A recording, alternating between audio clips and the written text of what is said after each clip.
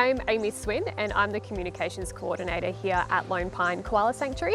Lone Pine is the world's first and largest koala sanctuary, so we opened back in 1927, making us 93 years old, and we are also Brisbane's premier tourist attraction. So we have a designated green team here at Lone Pine, so they're constantly researching and evaluating our green initiatives to make sure we are operating as sustainably as possible. Some of the green initiatives that we have implemented include geothermal power and solar power across the sanctuary.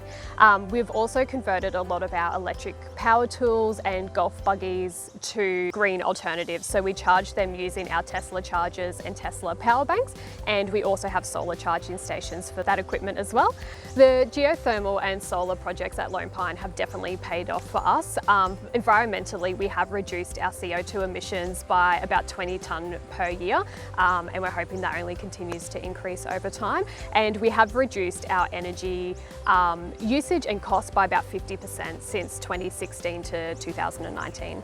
So we use geothermal energy at our reptile house and our Brisbane Koala Science Institute for cooling the customer spaces. Most importantly, we use geothermal in our platypus exhibit to cool the water in the tanks. It is vital that the water in our platypus tanks stays at a constant 21 degrees to maintain the health and well-being of our two platypus here. And conventional systems just weren't reliable enough. You know, they're prone to breaking down, especially during hot weather when we need them the most, whereas we've found the geothermal energy has been super reliable and means that we have that peace of mind that they're going to be at the correct temperature always.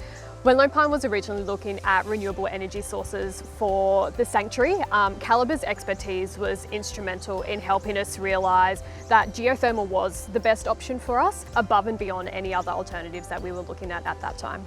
You know, it's just expected nowadays that businesses and companies, no matter how big or small, are contributing to achieving the UN's Sustainable Development Goals. There are so many great alternatives out there nowadays to be operating sustainably, whether it's to do with power or waste or just the consumption of goods within your business, that I think is just easier than ever.